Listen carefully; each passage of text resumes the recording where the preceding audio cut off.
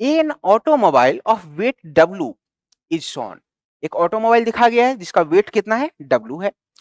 A pull P is applied, तो यहां से एक पुल पी को अप्लाइड किया गया और इसका वेट इस तरीके से दोनों ही सी जो कि सेंटर ऑफ मास है उस पर लगते हुए दिखाए गए हैं।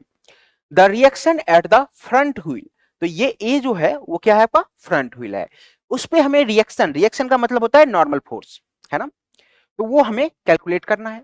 इस केस में वो रिएक्शन जो होगा वो नॉर्मल फोर्स के बराबर होगा। चलिए, फ्लोर जो है स्मूथ है और सी जो है वो सेंटर ऑफ ग्रेविटी है। तो हम मान लेते हैं, चलिए हम मान लेते हैं कि यहाँ पे जो फोर्स लग रहा है वो Na है और यहाँ पे जो फोर्स लग रहा है वो Nb है। तो ये जो फोर्स लग रहा है वो Na है और यहाँ पे जो फोर्स लग रहा है वो Nb है। हमें Na की वैल्यू कैलकुलेट करनी है, तो क्यों ना हम पॉइंट B यानी रियर व्हील जो है उसके अबाउट टॉर्क को बैलेंस कर ले। टॉर्क क्यों बैलेंस करेंगे, क्योंकि ये पूरा सिस्टम रोटेशनल इक्विलिब्रियम में होगा। ये रोटेट तो नहीं कर रहा होगा ना, ये चलेगा तो आगे की तरफ चलेगा, रोटेट तो बिल्कुल नहीं करेगा।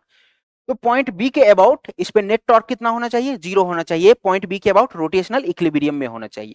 तो पॉइंट बी के अबाउट हम नेट टॉर्क को क्या करने वाले हैं, 0 करने वाले हैं।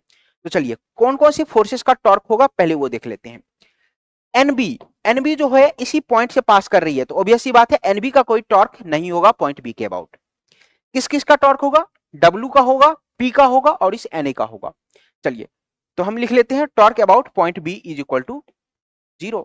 सबसे पहले W का टॉर्क निकालते हैं। तो आप जानते हो कि ये वाली जो परपेंडिकुलर डिस्टेंस है वो A दे करके रखी गई है, तो W का टॉर्क कितना हो जाएगा, W into perpendicular distance A। अगर हम डायरेक्शन की बात करें तो इस पॉइंट के अबाउट ये जो वेट है ये इसको क्लॉकवाइज डायरेक्शन में घुमाने की कोशिश कर रहा है ना। तो वेट का टॉर्क जो होगा वो कितना होगा, W इंटू A, और इसकी डायरेक्शन कैसे होगी, क्लॉकवाइज। इसकी डायरेक्शन जो हो गई वो क्लॉकवाइज हो गई। प्लस अब बात कर लेते हैं इस P के टॉर्क की। तो हम जानते हैं कि ये वाली जो परपेंडिकुलर डिस्टेंस है वो B के बराबर है, तो P का टॉर्क कितना हो जाएगा, P इंटू बी। P का जो टॉर्क हो जाएगा वो हो जाएगा P इंटू बी। और डायरेक्शन की बात करें तो P भी इसको क्लॉकवाइज डायरेक्शन में घुमाने की कोशिश कर रहा है। चलिए अब बात कर लेते हैं Na की।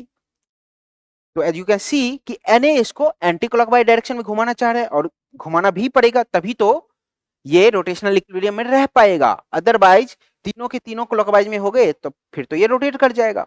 तो Na को कौन से डायरेक्शन में घुमाना पड़ेगा, एंटी क्लॉकवाइज में। चलिए Na का टॉर्क कितना हो जाएगा, तो ये परपेंडिकुलर डिस्टेंस 2a हो गया आपके पास, तो Na इंटू 2a। तो इसका टॉर्क हो जा रहा है वो कितना हो जा रहा है, Na इंटू 2a। और ये कौन सा हो जा रहा है, एंटी क्लॉकवाइज डायरेक्शन। और आप क्या बोलोगे फिर, क्लॉकवाइज जो टॉर्क है वो एंटी क्लॉकवाइज टॉर्क के बराबर होगा। चलिए तो यहां से हम Na की वैल्यू क्या लिख सकते हैं, WA divided by 2a plus PB divided by 2a। तो यहां से Na की वैल्यू कैलकुलेट होकर के आ जाएगी W by 2 plus PB by 2a। तो हमारा आंसर कौन सा हो जाएगा, option B is the right answer, W by 2 plus PB by 2a is the right answer. ठीक है।